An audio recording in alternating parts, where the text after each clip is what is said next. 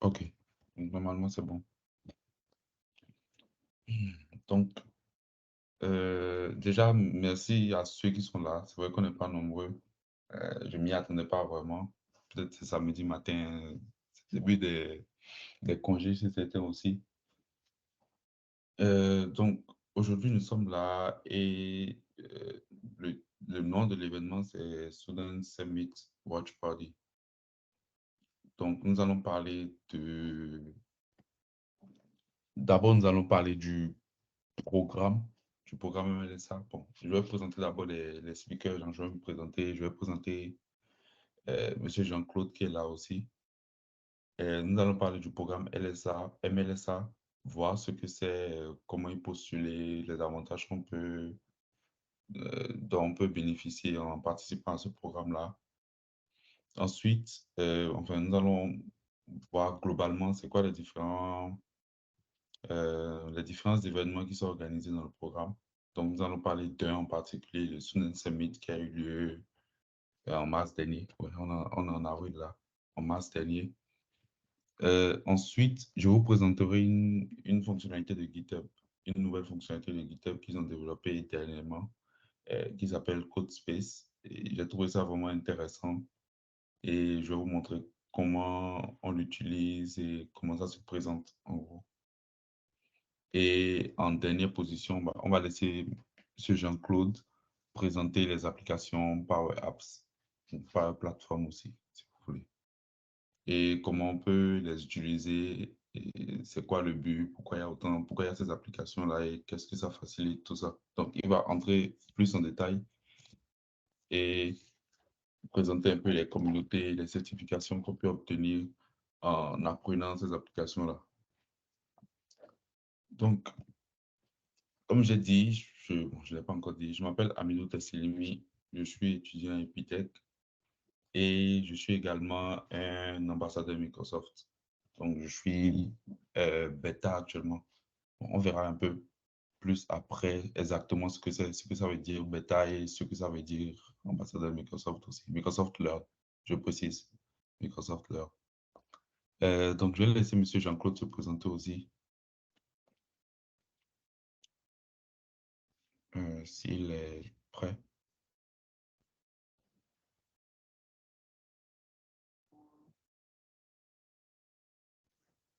Vous me recevez faiblement.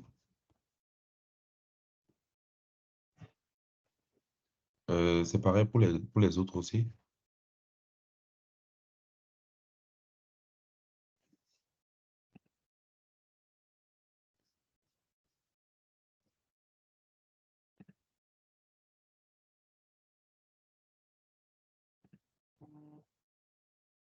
Non. Ah.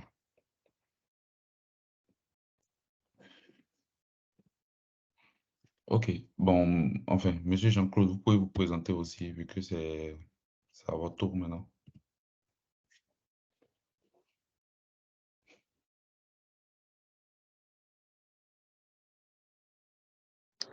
Allô, Ouais, on vous reçoit. bonsoir. Ici, c'est Bonsoir. Jean-Claude Dianou.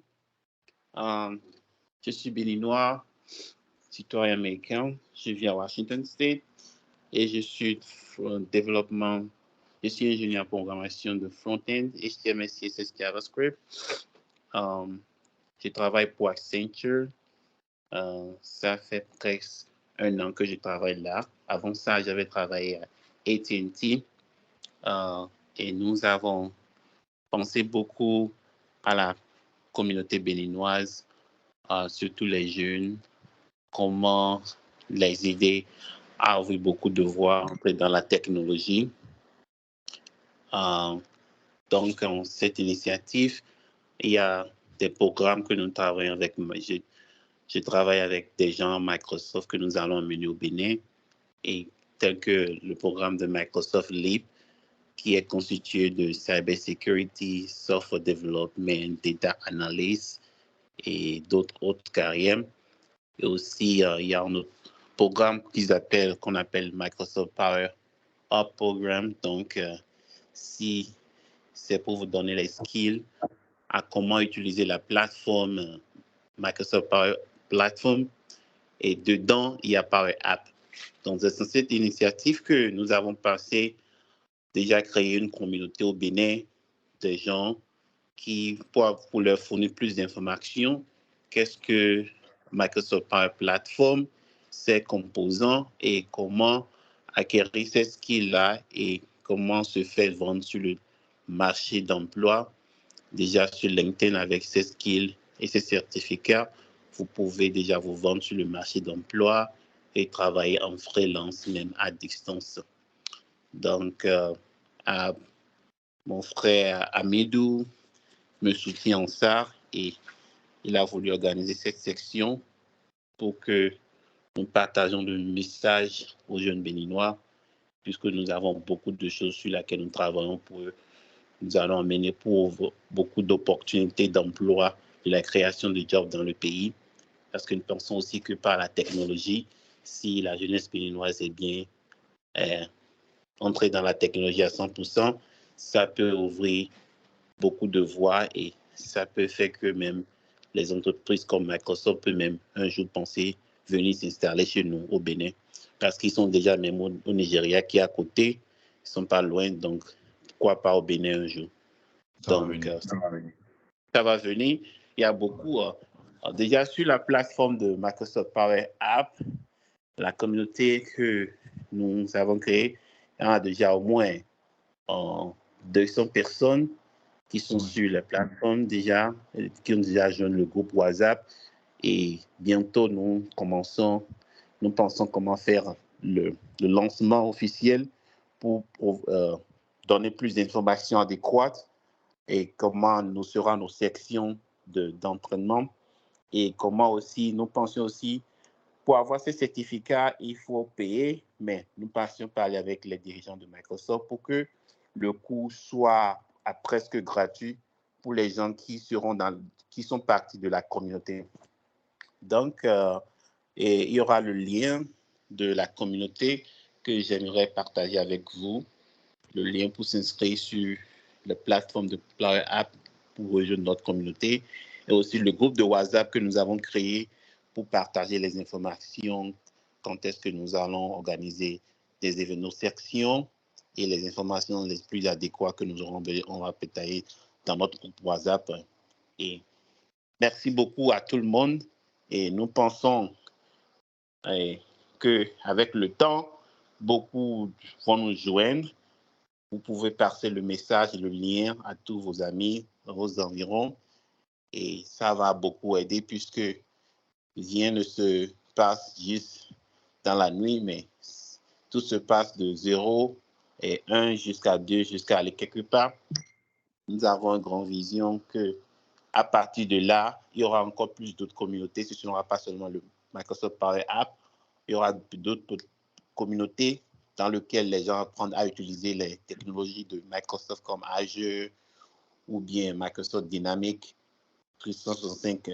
Beaucoup. Et en commençant à voir ces petites communautés au Bénin, ça peut attirer déjà leur propre yeux. Vous voyez que nous sommes impliqués et on est impliqué dans la technologie, puis ça va ouvrir beaucoup la voie pour eux de venir chez nous et investir chez nous au Bénin, créer le boulot d'emploi beaucoup plus les jeunes. Merci à tout le monde. Merci à Amidou pour m'avoir invité et je m'excuse beaucoup pour mes fautes grammaticales à cause de l'autre côté du monde. Il y a beaucoup de choses, mais merci beaucoup à tout le monde qui est venu ou bien à toute personne qui aurait le privilège d'écouter ceci. Merci beaucoup, beaucoup pour la considération. Nous avons beaucoup apprécié ça. OK. Merci, M. Jean-Claude. OK. Donc, comme je dis, je vous parle d'abord du programme MLSA parce que c'est un programme qui existe déjà. Il y a quelques personnes au Bénin qui sont déjà MLSA. J'étais le premier à l'être. J'ai trouvé le programme très intéressant avec énormément d'opportunités à l'intérieur. Je dois même avouer que même moi, je ne profite pas comme il faut du programme parce qu'il y a tellement de choses dans le programme. Donc, je vous parle d'abord de ça et ensuite, je vous montrerai les avantages et comment postuler si vous voulez adhérer à ce programme-là. Donc, déjà, c'est un programme qui a été initié par Microsoft. Le nom, c'est Microsoft Learn Student Ambassador. Donc, c'est un programme qui a été initié par Microsoft et c'est juste pour permettre à ceux qui sont dans la tech et qui, je ne sais pas, sont seuls dans leur coin ou dans leur côté de voir les choses autrement, de participer à des projets, de découvrir de nouvelles technologies très tôt, je sais pas, d'avoir accès à des applications payantes gratuitement pour les tester. Parce qu'il y a des applications, par exemple, quand on déploie un produit, un projet, il y a des applications qu'on ne peut utiliser que lorsque le produit est déployé ou qui sont payantes, qu'on ne peut pas forcément utiliser lorsqu'on veut juste tester des trucs quand on est étudiant ou autre. Donc, ce genre de programme-là, ou ce programme principalement-là, permet d'avoir accès à énormément d'outils, de logiciels, d'applications, tout ça, pour justement permettre aux étudiants d'avoir accès à ces outils-là et de pouvoir créer des projets ou avoir plein de trucs. Monsieur Jean-Claude a parlé tout à l'heure de Microsoft Azure, par exemple. Azure, c'est un truc cloud, un service cloud qui vous permet de déployer n'importe quoi. On peut déployer une application comme un projet machine learning ou autre. Donc, en adhérant au programme, par exemple, on a accès à des crédits Azure. Ces crédits Azure-là peuvent nous permettre justement de tester ce genre de choses-là. Au lieu de payer, à chaque fois qu'on veut, c'est beaucoup mieux d'avoir accès à un truc gratuitement, de le tester que de dire que, bon, OK, je vais tester un truc et je vais devoir payer. On a moins de réticence à vouloir payer le truc. Donc, c'est une très grande communauté. Il y a des étudiants n'importe quel étudiant. La seule condition pour être dans le programme, l'une des conditions pour être dans le programme, c'est d'être étudiant. D'abord, peu importe, même si c'est une école, un centre de formation ou autre. Et il y a énormément de personnes dans le programme. Tout à l'heure, je vais parcourir le site aussi pour que vous voyez un peu. Mais il y a énormément de personnes dans le programme. Pas forcément dans tous les pays. Il y a des pays jusqu'à présent qui n'ont vraiment personne comme ambassadeur. Mais la plupart des pays ont quand même beaucoup de personnes. À Cotonou, je pense qu'on est, au Bénin, je pense qu'on est 4 maintenant. 4. Au Nigeria, bah, il y en a une centaine. En Inde, il y en a peut-être, je ne sais pas, 5 000, 10 000. En France, il y en a une dizaine. Mais voilà, juste pour vous dire, il y a un écart. Il y a certains pays qui ont compris que bon, ce genre de programmes-là sont vraiment importants et qu'il faut mieux s'y lancer dès maintenant. Et d'autres ne l'ont pas encore compris. Et d'autres ne l'ont juste pas encore compris. Donc, voilà par rapport au programme. Donc, là, j'ai cité quelques ressources qu'il y a, juste quelques-unes, parce que la liste est vraiment longue. Il donne 1 an de domaine gratuit. Donc, ça, par exemple, si quelqu'un a envie d'avoir son portfolio en ligne et qu'il a le problème du paiement ou de l'argent, parce que c'est un problème, nous ne montons pas, il va se dire non, non, je n'ai pas l'argent pour acheter. Alors qu'en rejoignant un programme comme ça, bah, c'est cadeau. Vous l'avez 1 an, après vous pouvez renouveler, tout ça. On a également LinkedIn Premium et LinkedIn Learning. Ceux qui ne connaissent pas LinkedIn Learning, c'est une plateforme qui permet de... ça avait un nom avant, j'ai oublié. J'ai oublié le nom. Mais en gros, c'est une plateforme qui permet d'apprendre. Il y a énormément de cours sur ça et ça appartient à Microsoft aussi. Et ouais, tous les cours sont débloqués lorsque on a ça premium. Ensuite, il y a GitHub Pro. Avec GitHub Pro, il y a quelques avantages en plus. Au lieu de juste avoir le GitHub, il y a quelques fonctionnalités qui seront valables uniquement lorsqu'on passe en pro. Euh, Avec le mail, une fois qu'on a rejoint la communauté, on a un mail Student Ambassadors. Ceux qui se sont inscrits au formulaire ont sûrement vu mon mail. J'ai envoyé un mail j'ai envoyé un email avec ce mail-là. Il y a des crédits Azure, comme je l'ai dit. Il y a des crédits Azure chaque mois pour créer des projets, tester des trucs, tout ça. Et moi, je trouve que même la partie la plus importante, c'est le fait d'avoir accès à des employés de Microsoft. C'est-à-dire, il y a des employés de Microsoft qui sont là que pour travailler sur cette partie communautaire-là de Microsoft ou bien des projets, des programmes de Microsoft et on a accès à eux, c'est-à-dire on a n'importe quelle question, ils peuvent nous répondre. On peut même décider de... Là, je pense que c'est même ça le problème, hein, mais je pouvais même décider de dire, d'amener un employé de Microsoft à mon événement là maintenant. Mais là, comme vous voyez, on n'est pas nombreux. Donc, ça aurait été un flop d'amener un employé de Microsoft à cet événement-là.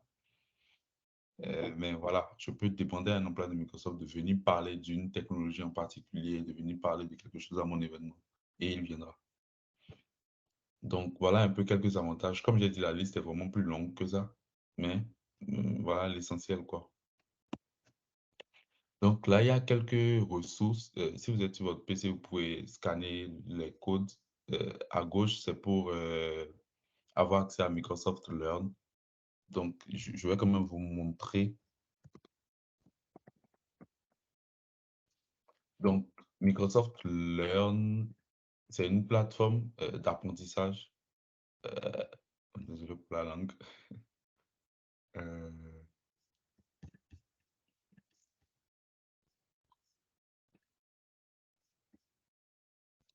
Bah, il y a toutes les langues. Si vous êtes plus à l'aise en français qu'en anglais, vous pouvez mettre ça. Mais en gros, c'est une plateforme pour apprendre des choses, tout simplement.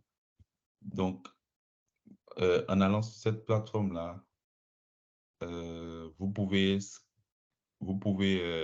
avoir accès à plein de parcours, c'est-à-dire ici, c'est, comme vous voyez, il y a énormément d'applications Microsoft, énormément. Et pour chacune des applications là-bas, il y a des cours spécifiques, écrits ou vidéo. Et en fait, vous pouvez juste choisir ce que vous voulez et apprendre. C'est juste de l'apprentissage. C'est classé par différents niveaux aussi, par différents sujets et aussi par différents métiers. Donc, en fonction du métier, en supposant quelqu'un dans sa vie, il se dit, je vais être analyste data analyst plutôt, et il ne sait pas vraiment ce qu'il est censé apprendre, tout ça. Il vient, il coche data analyst, je ne sais pas, il choisit débutant. S'il veut, il peut choisir module ou bien, bon, disons même parcours. Et en fait, il a une idée claire de ce qu'il peut apprendre pour devenir data analyst. Et il y a les heures qui sont là. Il peut juste choisir ce qu'il veut et commencer à apprendre. Un instant, je vais vous envoyer le lien de... voilà.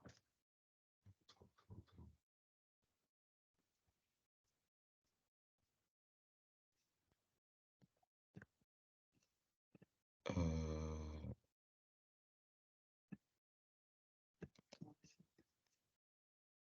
je vais vous envoyer le lien.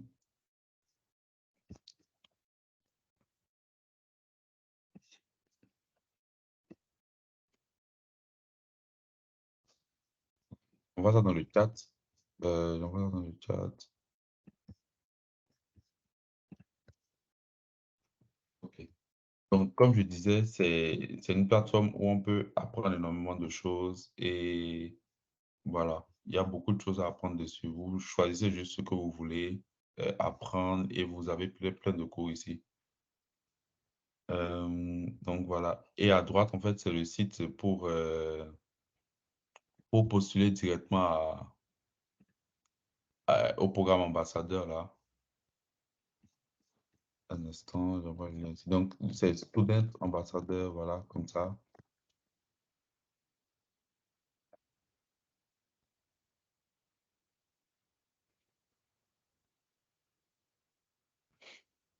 Voilà, ça c'est le site pour candidater au programme. Il y a pas mal de vidéos, il y a des articles pour savoir exactement comment ça fonctionne, comment postuler au programme. On va pas vraiment s'attarder sur ça, parce que c'est pas forcément le but de ce truc, mais je vais vous envoyer le lien aussi. Et, et le lien d'un article qui parle de ça. Euh, un article qui parle de ça, je vous envoie ça aussi. Ouais, on the live maintenant. OK. Il y a aussi, Geoffrey, si tu veux envoyer le lien de ta vidéo que tu as faite dernièrement par rapport au programme avec les autres ambassadeurs, tu peux l'envoyer aussi dans le chat. Donc, Ça, c'était par rapport au programme, par rapport au programme MLSA. Donc là, nous allons parler du... En fait, voilà, avant ça, dans le programme, en fait, c'est qu'il y a plein d'événements qui sont organisés fréquemment. Donc les étudiants ont la possibilité d'organiser des événements pour parler de différentes technologies, un peu comme ce que je fais là maintenant. Là, je veux parler de GitHub Codespace et je veux parler du Student Summit aussi. Mais en gros, il y a plein d'événements qui ont lieu dans la communauté. Les événements ont pour but,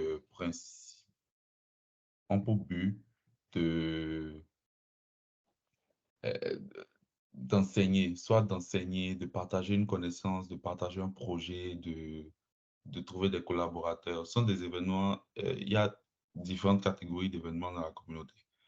Mais en gros, le plus grand des événements, en fait, c'est le Student Summit. Le Student Summit, c'est un peu comme un wrap-up, un récapitulatif de ce qui s'est passé dans la communauté. C'est un événement qui a lieu une seule fois dans l'année et ça concerne différentes régions. Donc, en gros, il y a la région latine, il y a la région américaine, il y a la région européenne aussi. Européenne. La région européenne est avec la région africaine. Donc, c'est EMEA, EMEA. Et oui, c'est représenté par les ambassadeurs Microsoft et quelques employés Microsoft aussi qui supervisent ça. Donc, le but, c'est de prendre en quelque sorte les étudiants, les ambassadeurs qui sont le plus actifs dans la communauté de chacune de ces régions-là et d'en faire un événement. En gros, c'est ça. Donc là, je vais vous présenter l'événement parce qu'il y a des choses intéressantes qui ont été décrites au cours de cet événement-là. Donc là, par exemple, vous voyez, ça c'est pour la session, la partie EMEA, genre africaine et européenne. Et donc, il y a eu ces deux étudiants-là, Liam et Jennifer, qui ont parlé, sont des étudiants qui ont parlé de ça. Donc, ce qu'on va faire, on ne va pas tout regarder évidemment. Là, il y a eu l'accueil, on les a accueillis. Déjà, l'événement en anglais. Donc, ils ont parlé de l'événement, ce qu'ils allaient. Voilà un peu. D'abord, la première chose, le sommaire. Donc, il y a eu certaines personnes qui ont parlé de l'IA, du machine learning, comment on peut créer une IA avec le modèle d'OpenAI. Euh, comment on peut créer un modèle avec comment on peut créer un projet avec les modèles d'OpenAI. Euh, Ensuite, il y a eu des vidéos sur des projets qui ont été créés justement dans chacune de ces catégories-là. Donc, dans la partie AI, dans la partie no-code, low-code et dans la partie snapshot vidéo. Donc, ce qu'on va faire, bah, on va juste regarder les parties où on va juste regarder les parties où ça parle des projets qui ont été effectués. Donc, voilà, c'est juste ça, on va regarder à chaque fois pour chacune des catégories. Parce que la vidéo est longue et on va parler. And just to give you an example of what we actually managed to build for $0 and in less than a day. We built, I'll show you two examples of two MVPs. Now, the first MVP we built was building a solution to increase anyone's productivity by building a personal email assistant. And this was using Azure OpenAI. So probably a company that you are all quite familiar with since the release of ChatGPT. So what this tool was able to do was it was able to classify incoming emails and also create responses to incoming emails. I won't go too much into the technical architecture of this product because that's outside the scope of this talk, but essentially that's what it was doing. It was classifying emails. So it was helping users understand, is this email a sales email, an investment email, a customer support email? And it was also creating responses, generating responses to incoming emails. right? So obviously that would save a lot of time that users would, users like you and I would take when we're processing emails. And out of interest, actually, I'd like to pose a question to the audience. Do you know how long we spend processing emails every day? Does anyone want to take a guess? Or do I see any guesses in the chat? If I don't see any guesses in the chat, surely I'll just tell you. But just think about how long you spend processing emails per day. Right, is this 2, 3 hours, 4 hours, 1 hour? Okay, so Tayamol says few hours, Shakir says 4 hours. 4 hours, wow, that's quite a long time. Pius says 2 hours. Great, 30 minutes, wow, that's pretty quick. 2 to 5 hours per day. Sometimes it feels like years, it absolutely does, Jake. I would definitely agree with you. Okay, so I'm looking at the average here.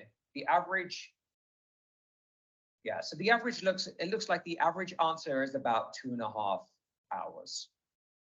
And you guys are exactly right. It takes, on average, to be exact, 2.2 hours per day processing emails. And that is 30 days for an entire year that we, during a year, we spend 30 entire days processing emails.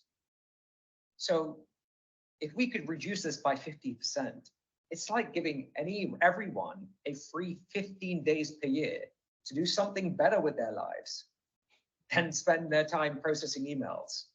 So this was an example of an MVP we built to help achieve that goal. So the whole goal was to help process emails in less than half the time. And that would, save almost 15 days per year. So the other example that we built, the other MVP we built, again, and just for those of you who joined, I see maybe some new people who joined in the chat, but for those of you who joined, Tiago says you can control. The other MVP we built was actually something I'm really passionate about, given my interest in digital health. But this was a MVP that could eventually save lives during in a hospital setting. So right now, if you just imagine yourself in a hospital or in an ICU, we have doctors that go around beds that check what's called cardiac monitors. And cardiac monitors are monitors that sit above services suite. We built a tool that would ingest all of this physiological data and then just alert for anomalies. Donc, on va pas regarder ça entièrement, parce que ça risque d'être un peu ennuyant. Mais en gros, vous voyez, il y a 2 projets comme ça qui ont été générés par l'entreprise ou par cette personne-là. Bon, lui, il a une entreprise, mais ce sont des projets, en fait, qui utilisent justement des applications Azure. Et en fait, en tant qu'étudiant, en tant qu'ambassadeur, on peut avoir accès à ces applications-là et créer ce genre de projet-là par nous-mêmes. Donc, on va passer à ce truc que j'ai trouvé également intéressant. The world of artificial intelligence, machine learning, and data science is growing quickly, and Microsoft is empowering each and every person to be involved. No man left behind, right? For example, using Azure Cognitive Services, you have access to different AI capabilities, such as image recognition, text translation, speech to text, and all this without writing a single line of code. In comes Azure OpenAI service, which makes it more interesting through the power of generative AI, where you can now address deeper challenges such as language barriers. Let me show you a virtual assistant chatbot built with Azure OpenAI services and Azure Speech Services. The bot understands various languages and replies to prompts. For example, what is the weather in Nairobi? Now, once you click the AI, it will give us a response and also say it out loud. The current weather in Nairobi is partly cloudy with a temperature of 24 degrees Celsius, 75 degrees Fahrenheit. The greatest thing about this demo is you can actually say out loud what you want, and it will reply back to you. So let's test it in a different language. Hali ya hewa jijini Nairobi EVP wakati huu. And then it will, once I click on the AI, it will give me a response. Hali ya hewa jijini Nairobi sasa ni nyepesi na kiwango cha hewa ni 24 nyuzi Celsius 75. Donc, comme vous voyez, bah, elle utilise sa langue pour créer un projet comme ça. J'ai trouvé ça incroyable de pouvoir faire ça avec, avec les technologies Azure, avec les technologies de Microsoft. Donc, ce sont des projets, en fait, je dirais que c'est intéressant. Quelqu'un qui crée un truc comme ça, lui-même, il est fier de lui. Il peut, c'est un truc qui peut même être utile parce qu'on sait que dans nos pays, là, c'est le Kenya, mais dans nos pays, il y a forcément des personnes qui ne sont pas forcément lettrés, qui ne parlent pas forcément français, qui comprennent juste les langues locales. Et ça peut être intéressant de créer des trucs comme ça pour eux. C'est-à-dire, ça ouvre en fait notre vision de comment on peut aider les gens dans le monde ou dans notre pays, d'abord. Donc, là, c'était la partie AI et tout ça et tout ça. Après, il y a une autre partie, je crois que c'est Shadrach. Shadrach a parlé des applications low-code qu'on va revoir tout à l'heure avec Monsieur Jean-Claude. Mais lui aussi, il a développé un projet que je veux juste, c'est pas lui qui a développé, mais on va juste voir ce projet. Now that you've learned about low-code development, let's explore something that you can do with Microsoft Power Platform with Power Automate and ChatGPT technology. It's a simple one, where students who are part of a community or club or professionals in a company receive a newsletter update weekly on the most trending technology topic, which could be AI, Power Platform, or .NET.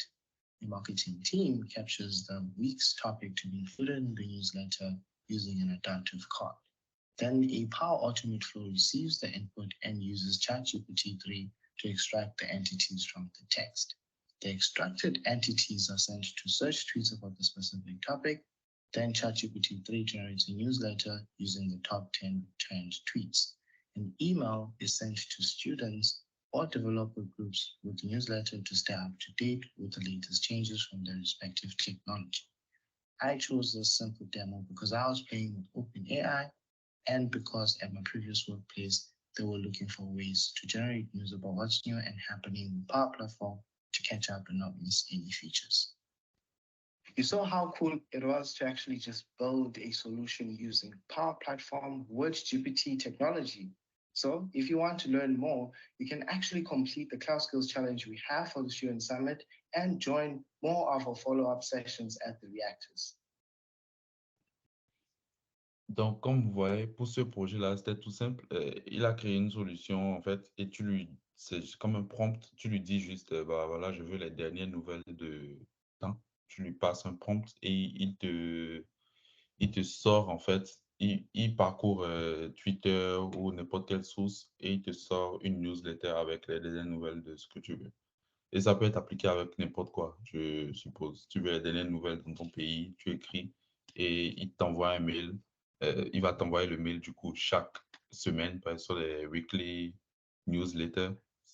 Et il va t'envoyer le mail chaque semaine avec le récap de ce qui s'est passé dans ce que tu veux. Donc, comme vous voyez, c'était ça le Microsoft Student Summit. C'est un événement où, en fait, ils prennent chaque domaine et ils montrent des projets qu'ils ont développés. Ce sont vraiment ce sont vraiment les projets qui ont été sélectionnés. Mais à part ça, il y a vraiment beaucoup d'autres projets que des personnes comme ça qui aiment juste. Il suffit juste d'aimer une technologie et on est à fond dedans, on se lance et on l'utilise comme cela se doit. Donc, on va passer à la suite. Donc, ça, c'était le Microsoft Student Summit. OK. Donc, là, je vais vous parler de GitHub Codespace, vu que moi, c'est ce que j'aime. C'est plutôt GitHub, moi, j'aime comme application. Donc, en gros, parlons d'abord des applications Microsoft. Microsoft, ils ont vraiment beaucoup d'applications. Et en fait, des fois, quand on parle de Microsoft, les gens ont juste tendance à penser à Windows, alors que Windows, ce n'est qu'un produit de Microsoft. Donc, je suis sûr que vous connaissez tous VS Code. VS Code. VS Code a été développé par Microsoft aussi en 2015. Et ils ont commencé le développement de VS Code en 2015. Et euh, après ça, disons en 2019, ils ont racheté GitHub. Donc, c'est un peu... En gros, ils avaient VS Code. VS Code, c'est un truc qui est hébergé sur GitHub. Donc, en 2019, ils ont décidé de racheter GitHub. GitHub, c'est la plus grande plateforme pour... C'est la plateforme qui héberge le plus grand nombre de codes au monde de dépôt de repository. Et donc, ils ont racheté GitHub en 2019. Ensuite, en fait, ils se sont demandé comment on pouvait coder dans le cloud, comment on pouvait ramener VS Code directement dans notre navigateur pour développer directement dans le navigateur. Donc, ils sont venus plutôt en 2021, ils ont développé une fonctionnalité qui s'appelle github.dev. Et je vais vous montrer tout à l'heure ce que c'est aussi. C'est en gros, dès que tu vas sur un repo sur GitHub, tu peux juste appuyer point sur ton clavier et euh, ça va ouvrir le repo qui est devant toi dans VS Code et ce sera toujours en ligne. Je peux vous montrer, je vais vous montrer tout à l'heure. Donc, ils ont créé cette fonctionnalité-là, mais ils se sont rendus compte, pas ils se sont rendus compte, ils ont sûrement fait ça exprès, il y avait pas, tout n'était pas valable dans cette fonctionnalité-là. C'est-à-dire, on ne pouvait pas lancer le projet, on ne pouvait pas avoir accès à un terminal pour exécuter toutes les commandes qu'on veut. C'est-à-dire, il y a plein de choses qu'on ne pouvait pas faire avec cette fonctionnalité-là. Pardon. Donc, en 2022, juste l'année passée, ils ont créé une autre fonctionnalité qui s'appelle GitHub Codespace. Et en fait, avec GitHub Codespace, c'est vraiment VS Code, mais en ligne. Et on peut y avoir accès très rapidement, beaucoup plus rapidement même qu'avec GitHub.dev. Donc, c'est une fonctionnalité où, en gros, tu vas sur n'importe quel repo en ligne, public évidemment, et on peut ouvrir une instance GitHub Codespace directement avec le navigateur. Donc, comme je dis, avec github.dev, on va sur n'importe quel repo, on appuie sur point sur le clavier et il ouvre ça. On va tester ça ensemble tout à l'heure. Ou il y a une autre méthode qu'on va voir aussi pour ouvrir github.dev.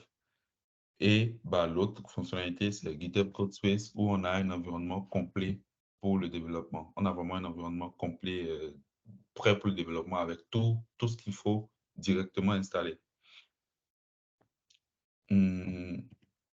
Donc, là, on va voir rapidement les différences qu'il y a entre les deux. Parce qu'il y a forcément des différences. Un ne peut pas être beaucoup plus puissant que l'autre et déjà, ce sera gratuit, quoi. Donc, la première différence, c'est que GitHub.dev est complètement gratuit. Et GitHub Codespace, il y a un quota mensuel. C'est-à-dire, tu ne peux pas juste avoir plein d'instances Codespace ouvertes tout le temps comme ça. Tu as un nombre d'heures à respecter par mois. Pour le bas, je pense que c'est 60 heures par mois que tu peux avoir tes instances Codespace. On va voir tout ce que c'est. Tes instances Codespace ne peuvent être valables que... vous pouvez bien désactiver vos micros. OK. Vos instances Codespace ne peuvent être valables que pendant 60 heures le mois. Et ensuite, pour github.dev, on peut juste initialiser ça comme ça. C'est-à-dire, il n'utilise pas d'autres configurations pour se lancer. Alors que pour GitHub Codespace, il faut un dev container. Un dev container, c'est juste un fichier en fait qui a un ensemble de settings, de paramètres préfaits, prédéfinis et qu'on peut utiliser. Ensuite, voilà, comme j'ai dit, on ne peut pas tout lancer sur github.dev. On ne peut pas tout lancer, tout build directement sur github.dev, alors qu'avec GitHub Codespace, on peut tout faire. Il y a un terminal complet qui est intégré et qu'on peut utiliser. Et le terminal est là. Et la dernière partie vraiment importante aussi, ce sont les extensions. Sur github.dev, on n'a pas toutes les extensions. Il y a quelques-unes qui viennent, mais toutes les extensions ne sont pas installables, ne sont pas valables là, de ce côté.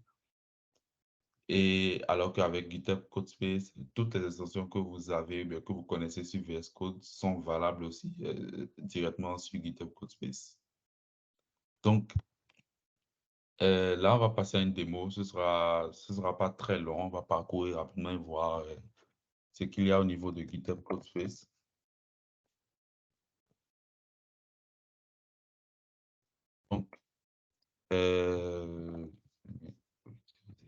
Donc, ce que je vais faire, c'est aller sur un projet.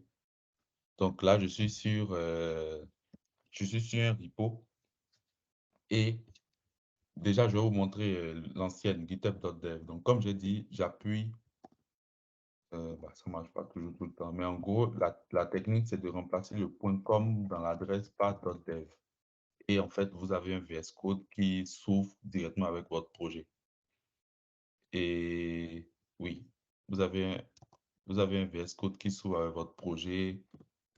Et comme j'ai dit, en fait, les terminaux, oui, ne sont pas valables en fait pour ça. Et vous voyez, il dit en fait que si vous voulez, vous pouvez ouvrir le repo plutôt dans ce GitHub Codespace. Donc, on peut même créer un Codespace à partir de .dev. Mais je vais revenir en arrière. On va voir la bonne méthode. OK. Donc, si vous voyez ici, il y a un onglet Codespace ici aussi. Et en fait, ici, vous avez des templates. Vous avez des templates. Donc, en supposant que vous voulez créer, par exemple, un projet Django, un projet Express, un projet Nest.js, un projet React, vous pouvez directement utiliser ces templates-là. Ça vient directement avec les fichiers de base, dans la configuration de base pour vous permettre de lancer un projet. Et ensuite, si vous voulez partir de votre repo directement, vous pouvez juste venir ici du coup et cliquer sur code, là où on utilise pour cloner, et vous allez plutôt sur GitHub Codespace. Vous verrez que vous pouvez créer directement un Codespace ici. Vous pouvez également, il y a des options. Vous pouvez choisir la branche que vous voulez. Déjà, désolé, je ne sais pas forcément, je connais pas forcément le niveau de tout le monde par rapport à GitHub et à ses fonctionnalités. Donc, je vais faire avec le moins de termes techniques possibles pour ne pas que vous vous perdiez. Donc, vous pouvez choisir la partie du code que vous voulez, si vous voulez. Vous pouvez également choisir la région en fonction de là où vous êtes pour que ce soit beaucoup plus rapide ou non. Et vous pouvez choisir le nombre de la capacité que que la machine virtuelle qui lance votre instance va avoir. Donc là, on va laisser les trucs par défaut. Et là, je peux juste cliquer sur créer. Donc, si vous, si vous remarquez, il va prendre son temps. Normalement, en fonction de votre connexion, ça doit être rapide. Il va lancer le projet. Il va... Ça aussi, c'est autre chose que j'ai trouvé très intéressant, c'est que si vous avez déjà des extensions installées sur votre VS Code local et que vous avez synchronisé, genre il y a des extensions pour synchroniser vos extensions, évidemment. Si vous avez déjà synchronisé ça, il va en fait installer toutes les extensions que vous avez sur votre VS Code en local. Là, si j'ouvre mon VS Code en local, vous verrez que j'ai toutes ces extensions-là installées sur mon VS Code. Et donc, il les prend et les met directement dans mon Codespace pour que je n'ai pas à les réinstaller à chaque fois que je veux lancer un projet. Et là, pour la démo, je suis allé sur mon projet à moi. Mais je peux toutefois aller sur un projet qui appartient à quelqu'un d'autre. Je peux faire le test. Si je vais sur n'importe quel projet public, regardez, je vais sur celui-là. Donc, je peux directement aller ici et créer un Codespace pour lancer ce projet-là directement dans le navigateur.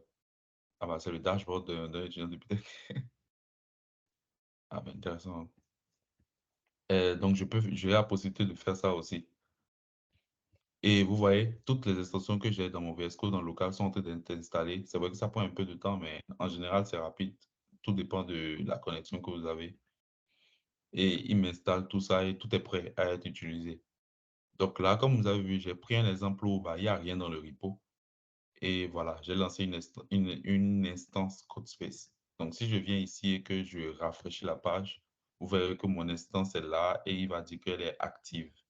Donc, du moment qu'elle est active, en fait, elle commence par compter le nombre de temps que je l'utilise. Et donc, si je ne veux pas perdre mes 60 heures que j'ai de base, il faut que je la stoppe. Il faut que je la stoppe. Je n'utilise plus de toute façon.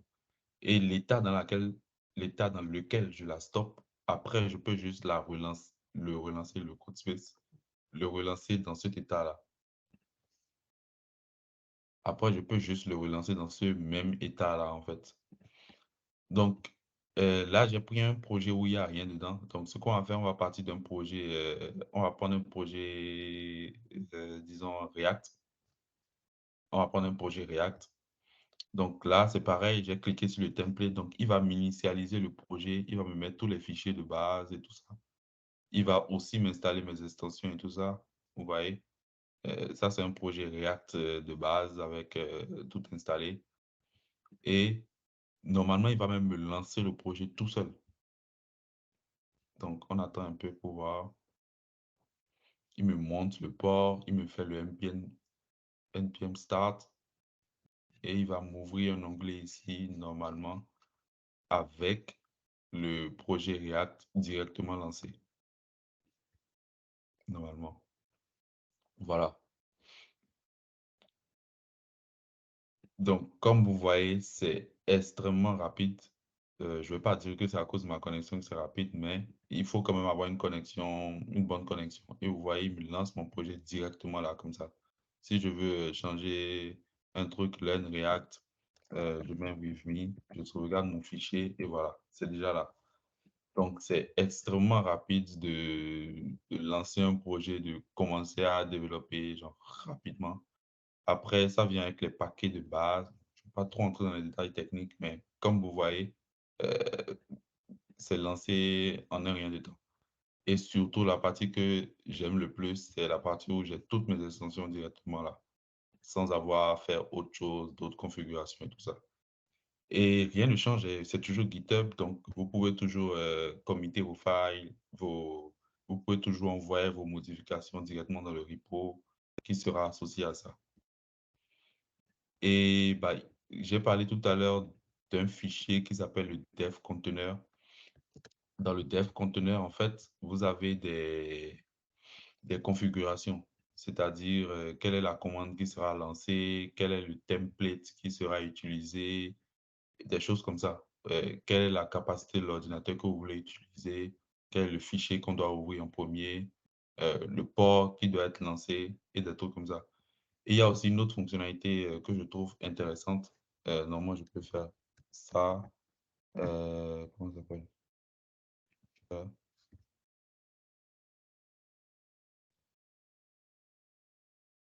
euh, Space, Add Component, oui.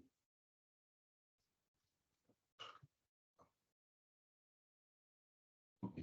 Donc, en fait, j'ai la possibilité de rajouter des features. Les features, en fait, disons que ce sont des applications qu'on utilise dans le terminal. Je ne sais pas quel exemple je peux prendre, par exemple. Pour ceux qui font du Vue, par exemple, vous voyez, il y a Vue CLI que je peux directement rajouter. Donc, si je clique dessus, que je fais OK pour l'installation, normalement. Quand il ne clique pas sur OK, un instant, je vais vous faire ça. Je vais vous faire ça.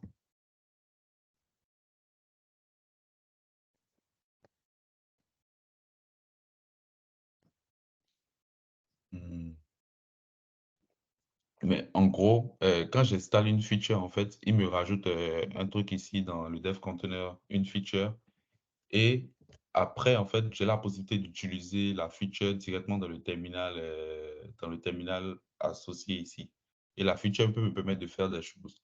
Donc, supposons que si c'est que je veux déployer un projet, par exemple, tout ça, j'ai la possibilité d'utiliser la feature directement ici et de faire ce que j'ai envie de faire. Donc, voilà un peu par rapport à GitHub Codespace. Je ne sais pas si j'oublie un truc, mais Actuellement, comme vous voyez, il n'y a pas énormément de templates, mais plein de personnes sont déjà en train de créer d'autres templates, tout ça pour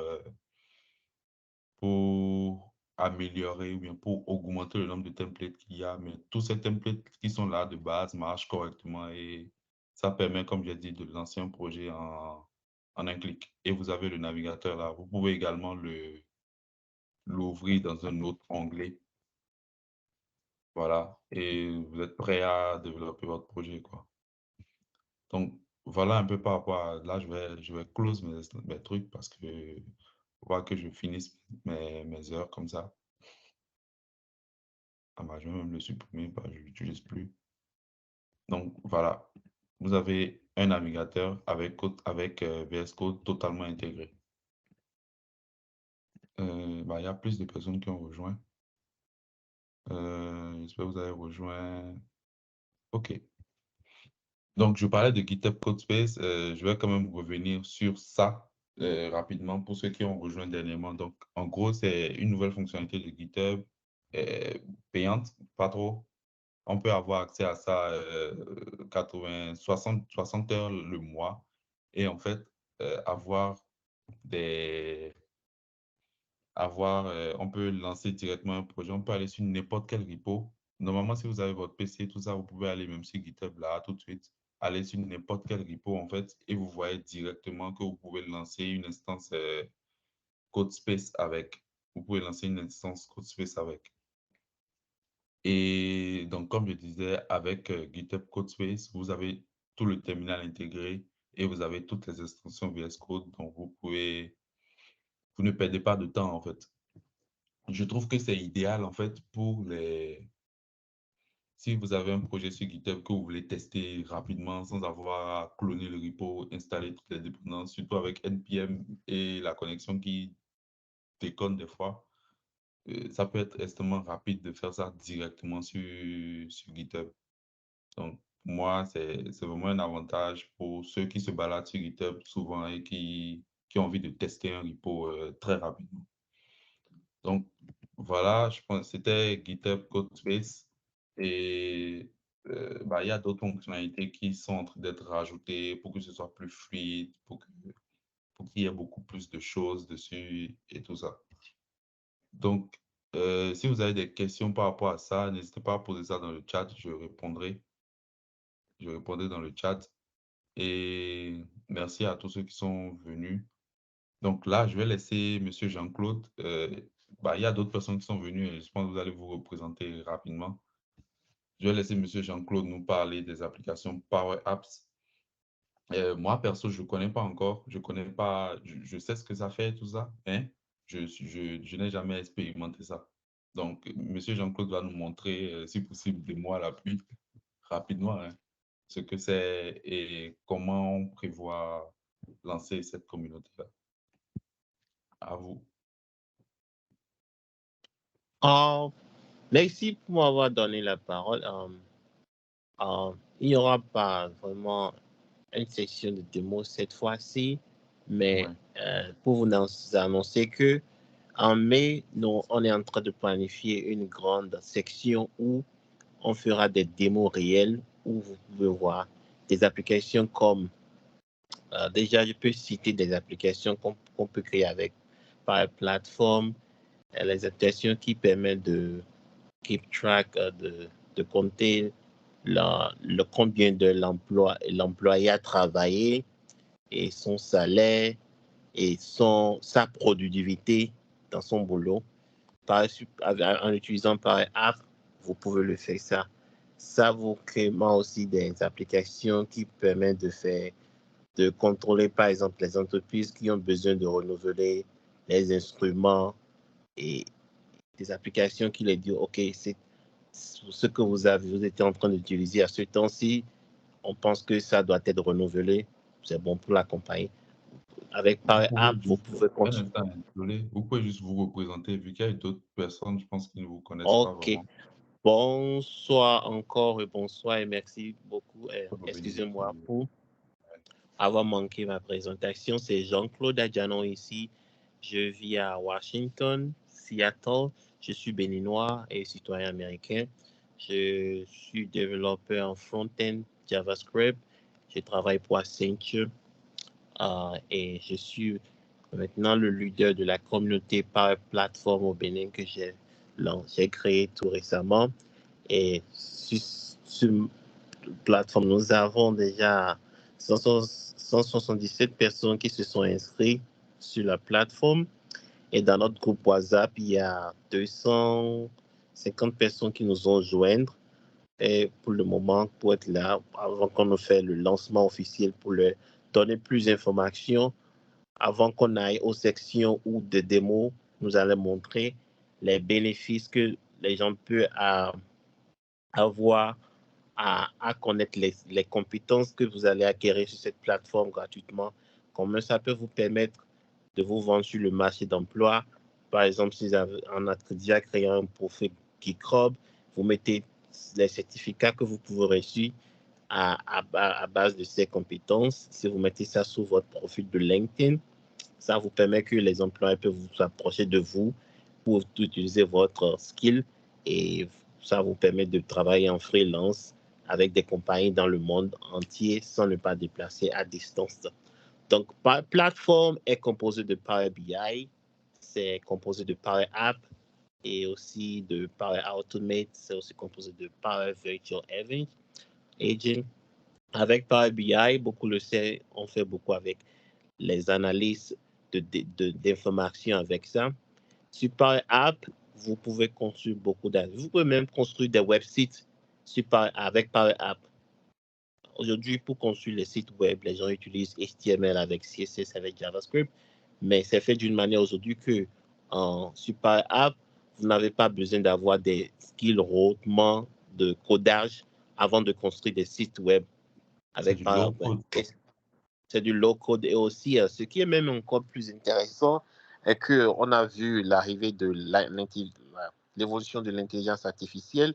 Microsoft est en train de vouloir maintenant introduire ChatGPT dans Power App, que tu n'auras même pas à faire des choses, mais seulement tu dis ton idée au chatbot que si tu veux construire cette application, tu lui dis, cette application, tu veux que ça ait ces features, que ça va faire ci, ça va faire ça, ce qui est de bien construire ta logique en phrase et tu passes dedans et puis automatiquement l'intelligence artificielle parle avec l'application et puis il te construit ça, ce qui est déjà en cours puisque l'intelligence artificielle Microsoft a eu ça et dans beaucoup de plateformes maintenant il y a le AI qui est maintenant là.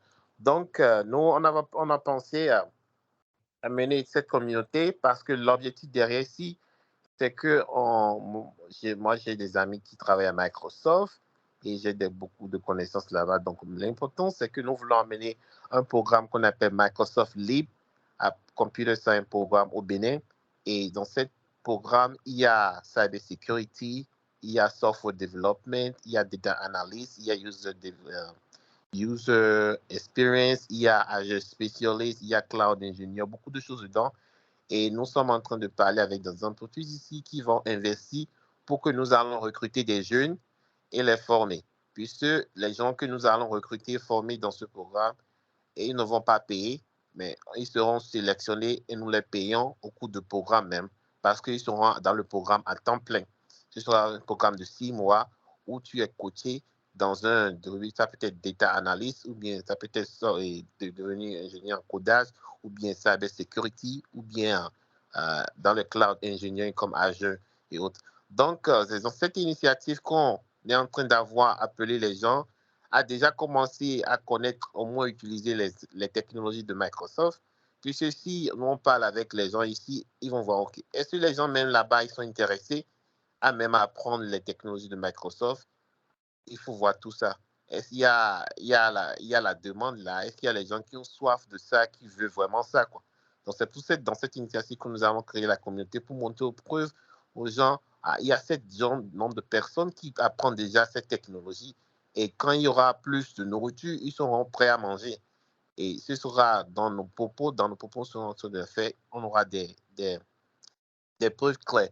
Aussi, il y a un autre programme que nous avons appelé Microsoft Power Up Programme. C'est un autre programme qui va durer 12 semaines et ils ont déjà commencé, ils ont déjà fait lancer, ils ont fait recruter les gens, ils ont donné la compétence et d'autres ont déjà fini et ils ont eu des certificats et qui leur ont permis de devenir Microsoft App Consultant. Avec ces skills, tu peux te vendre sur le marché d'emploi. Donc, c'est ça un peu et on est en train de motiver les jeunes béninois à venir dedans parce qu'il y a beaucoup d'informations que nous, on peut en profiter, mais parce qu'on est un pays francophone, il y a les choses qui ne nous viennent pas. Mais il faut commencer par quelques autres personnes et commencer par introduire. Ouais, j'étais tellement bien que déjà sur le plateforme, j'ai vu 177 personnes qui se sont déjà inscrites.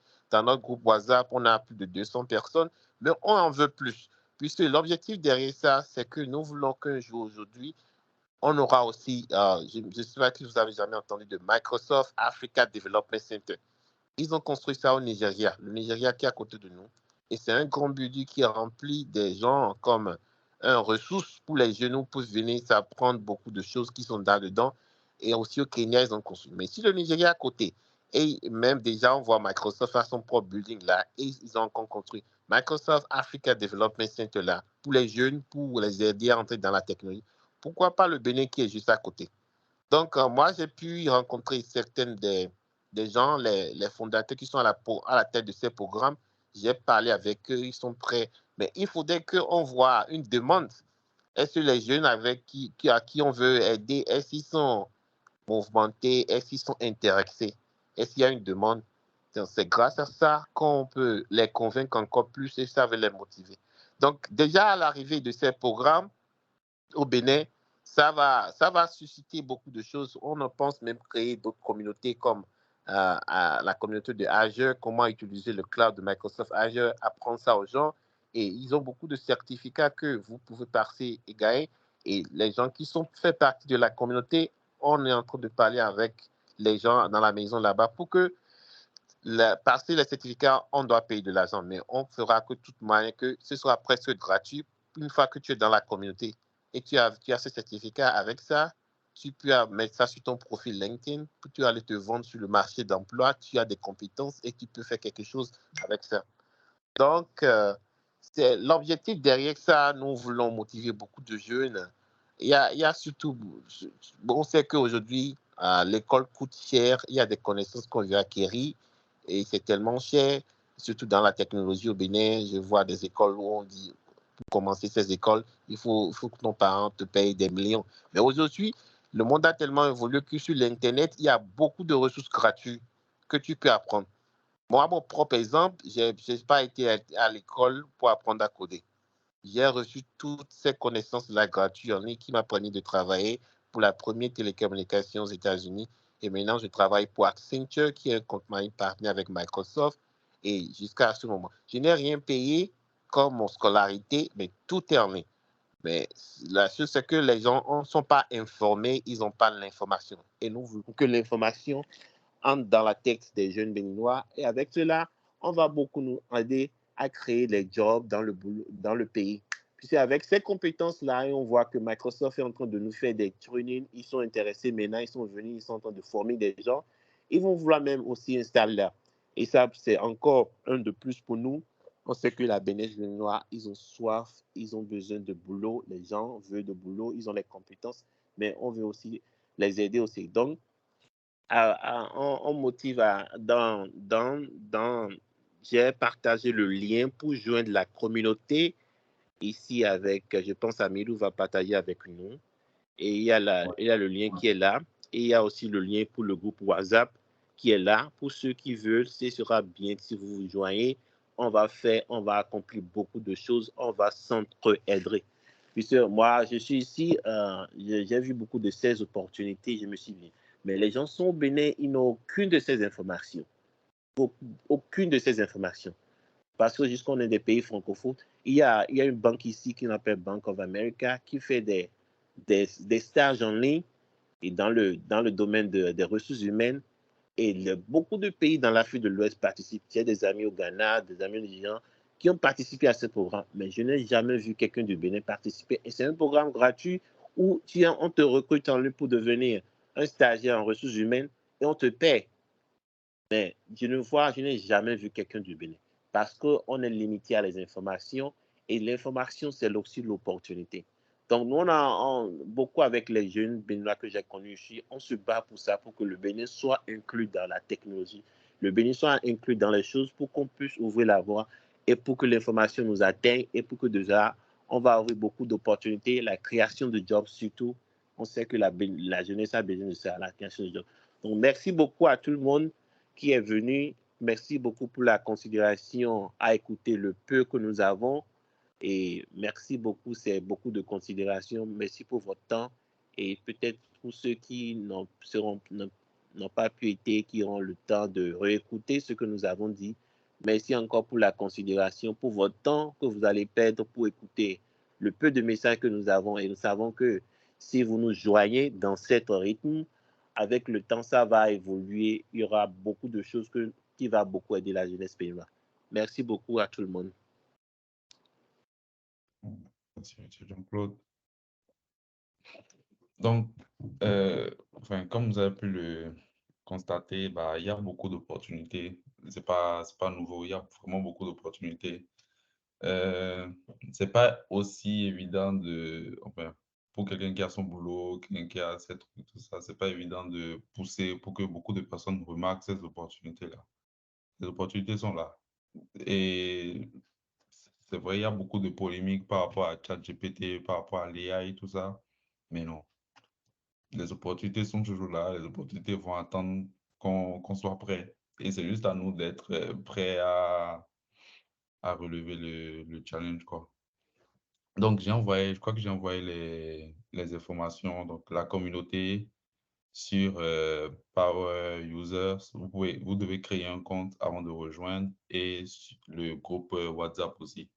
Donc, normalement, d'ici mai, comme M. Jean-Claude l'a dit, la communauté sera lancée et le programme également sera lancé pour qu'il y ait des certifiés Power Apps au Bénin. Ouais, donc voilà, j'espère que vous avez compris le message qu'on a essayé de faire passer, que vous avez également retenu des choses par rapport à GitHub Codespace. C'est une excellente fonctionnalité. Il y a d'autres fonctionnalités qui sont en train d'être développées toujours par Microsoft, notamment GitHub Copilot. Il y a une dernière fonctionnalité, je vais juste parler de ça rapidement, c'est GitHub Copilot X. C'est en fait une extension VS Code. Directement dans votre VS Code, vous pouvez communiquer avec lui. Genre, aide-moi à débugger cette partie du code-là. Il va vous renvoyer il va vous renvoyer le code correct. Vous l'intégrez directement et vous continuez votre travail, quoi. Donc, ce sont des trucs qu'il développe. Je ne sais pas si... Enfin, quand tu t'y connais et que tu as encore un outil comme ça, tu es juste parti, quoi. Tu évolues, tu avances très rapidement dans ce que tu as à faire. Et voilà. Donc, je ne sais pas si vous avez des questions. J'ai du tout pas eu de questions. Bizarre. Peut-être on a été très clair. Donc, si vous avez des questions, allez-y. Et voilà. Je vous remercie d'être venu pour participer à cela. Et normalement, on se reverra très bientôt.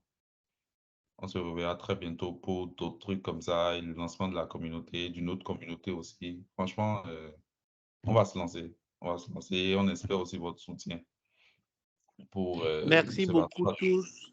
Ouais. Merci beaucoup à tout le monde qui a fait le déplacement. Il est actuellement 3 heures du matin chez moi, mais j'ai attendu pour parler avec tous ceux qui ont fait le déplacement pour venir nous joindre dans l'un du moins. C'est très, très bien. Merci beaucoup pour la considération et l'important, c'est que aller parler de ça à tout le monde. Beaucoup de ces grands projets-là qu'on a en tête pour le Bénin, on pense au Bénin, c'est le Bénin qui gagne. Et on veut beaucoup, mais on sait que c'est la jeunesse si la jeunesse se soulève et que tous ensemble, on se soutient, ça va donner beaucoup de choses, quoi. Ça va donner. Moi, j'ai pensé à beaucoup faire, bon, pas que j'ai réussi ma vie, je suis de l'autre côté du monde, je vais me moquer de mes frères qui sont péninants. On voit que la jeunesse béninoise souffre, ils ont besoin de boulot. Je vois les gens me demander, il faut me trouver de boulot, il faut me trouver de boulot. Mais j'ai dit, OK, qu'est-ce qu'on peut faire maintenant pour créer le boulot à la maison pour les gens? C'est ça qui est l'importance qui m'a motivé à faire tout ça. Je suis allé à Microsoft, j'ai parlé avec des gens qui sont à la tête de ces programmes et ils ont accepté et je les ai amenés à l'ambassade du Bénin, on a eu des réunions. Maintenant, on est en train de parler avec le ministère de la digitalisation du numérique pour qu'on va trouver des partenaires qui vont investir dans ces programmes pour que même quand les gens qui vont recruter, tu n'auras pas même pas sorti de l'argent de ta poche, mais on te retient, on te met dans une condition à l'aise pour te donner une bonne formation et on te rassure que tu as un boulot, quoi. Donc, ensemble, c'est ensemble que nous allons faire ça. On veut beaucoup de gens qui vont venir massivement et joindre la communauté là. Et ensemble, ils vont voir la demande. Ils vont voir vraiment dans ce pays, il y a les gens qui veulent l'opportunité. Et sans ça, avec ça, on monte le nombre de gens qui sont partie de la communauté. Ah, ça, c'est très bien. Ils vont voir la demande, ils vont voir que les gens ont vraiment soif d'opportunités et ils seront aussi incités à investir dans nous. Donc, merci beaucoup pour la considération à tous vous qui êtes venus et partagez la nouvelle à vos amis, le lien de la plateforme à vos amis pour que d'ici peu, les choses vont commencer. Microsoft Leap Computer Science Program, ça va commencer au Bénin. Microsoft Power App, ça va commencer au Bénin. Et encore d'autres programmes dans les domaines de la technologie. On est en train de parler avec des entreprises ici pour qu'on va créer plus de boulot au Bénin. C'est le Bénin qui va gagner. Ce soit pas même le Bénin, c'est un pays où les gens viennent venir nous visiter. Microsoft va s'installer là, Google va s'installer là, même Facebook viendra chez nous et nous allons créer de l'emploi entre nous là. Nous allons nous aider, nous les uns les autres. Merci beaucoup et merci pour votre temps. Merci, merci. Vous pouvez y aller, Monsieur Jean-Claude, reposez-vous. Il y a une question, donc je vais répondre à ça rapidement. Oui, Geoffrey, tu veux parler? Ok. Bonjour. Bon, bonjour à tous et puis merci pour cet événement. Merci à Jean-Claude. Je suis Togolais, donc le Togo aussi va gagner. Ok, c'est juste pour introduire un peu notre participation aussi, c'est-à-dire que je me présente premièrement. Moi, c'est Geoffrey Logovi. Je suis étudiant à l'EPL, à l'Université de Lomé au Togo. Je suis aussi student ambassador et Amizu nous a été d'une grande aide. Merci encore. Maintenant, ce que je voulais dire, c'est qu'il y a aussi le MLSA Togo qui organise quelques événements dans la semaine prochaine et qui va suivre parce qu'on est revenu, on va être plus actif maintenant. Et concernant ce que M. Jean-Claude a dit, Power Apps et tout le consort de Power, c'est-à-dire les applications Power, il y a Microsoft User Group du Togo qui aussi s'implique un peu plus davantage dans les organisations de bootcamp et de formation et aussi des événements de Power Automate, Power BI, Power Apps. Récemment, en février, il y avait eu l'événement Global Power Platform qui s'était passé ici à Lomé avec Nunya Lab.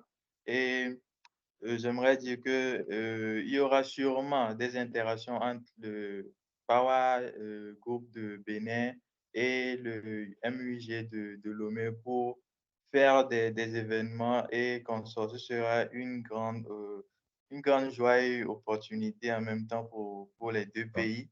Effectivement, il y aura un ADC dans les deux pays. Du coup, on espère bien que il y aura plus de mouvements, plus de participation. C'est-à-dire qu'il faut que la communauté s'intéresse un peu plus à ce que les gens proposent. Il ne faut pas qu'ils restent juste dans leur coin pour dire que oui, on a besoin de tel boulot, bien on a besoin de si. S'ils ne se lèvent pas, ça ne va pas avancer. Il faut qu'ils s'intéressent et ils interagissent avec nous également pour que les trucs là aillent et impacter plus les dirigeants des sociétés, les employés de Microsoft, c'est-à-dire tous ceux qui ont le regard sur l'Afrique, le côté francophone surtout, pour que ça puisse avancer.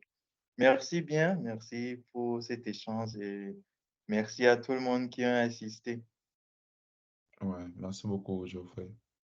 Donc, merci à vous d'avoir suivi. J'ai envoyé un formulaire dans le chat. Si vous voulez bien le remplir, je vous enverrai le récap, la vidéo, l'enregistrement. Je vous enverrai ça. Donc, remplissez-le, s'il vous plaît. Et voilà. Agréable week-end et bon début de mois d'avril aussi. C'était pas un poisson d'avril, l'événement. Ça va, ça s'est bien passé. Donc, merci beaucoup à tout le monde.